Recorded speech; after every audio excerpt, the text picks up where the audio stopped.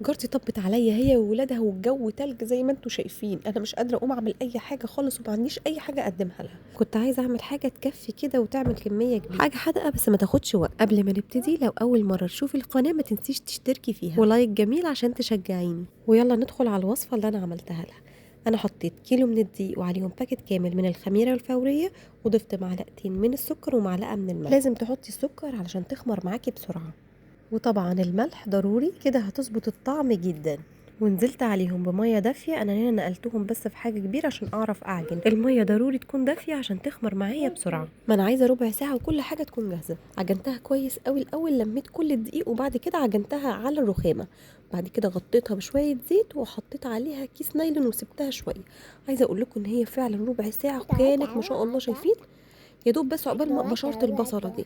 حطيت بقى بصله على اللحمه المفرومه وبهارات لحمه وشويه فلفل اسود، ونزلت عليهم بالخضار اللي كان عندي.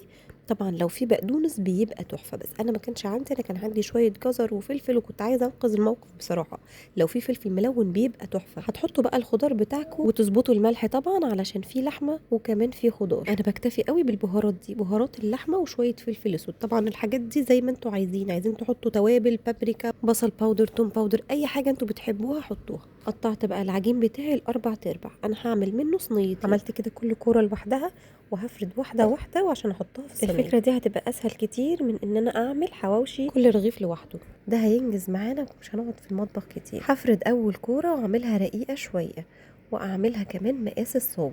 هحطها في الصاج بعد ما بدهنه دهنة زيت عشان ما يلزقش. هنقل العجينه اللي احنا فردناها وهتبقى هي دي الرقه اللي تحت. هفردها واكبرها بحيث ان هي تغطي الصاج بتاعي بحاله، وبعدين احط عليها اللحمه المفرومه واحط عليها الرقه التانية من فوق. هدهن وشها بشويه دقيق عليهم حبه ميه. هندهن علشان نخلي السمسم او حبه البركه او اي حاجه عايزين نرشها من فوق تلزق كويس. انا حطيت حبه البركه وما كانش عندي سمسم، بس لو حطيته سمسم هيخليها تحفه. هنضغط ضغطه بسيطه على حبه البركه. هنخرم الصاج كله بالشوكه. هنسويه في ارضيه الفرن على اعلى درجه حراره فوق وتحت. لو الفرن بتاعك مش بيشتغل فوق وتحت مع بعض يبقى هنسويها من تحت وبعد كده هنشغل الشوايه. وسامحوني لو تاليا طالع صوتها معايا في كل الفيديوهات. عمل معايا صاجين كبار وكفوا جدا. حقيقي الحواوشي اللي بالعجين بيبقى احلى كتير من الحواوشي اللي بالعيش. مستنيه تجربوه وتقولوا لي. كفايه ريحه الخبيث في البيت. وممكن قوي تحشوه جبنه وشويه خضار او بسطرمه او سجق مع الخضار، كل ده بيبقى تحفه. يا ريت ما تنسوش اللايك لو عجبكم الفيديو، ومستنيه كل تعليقاتكم الجميله. مع السلامه.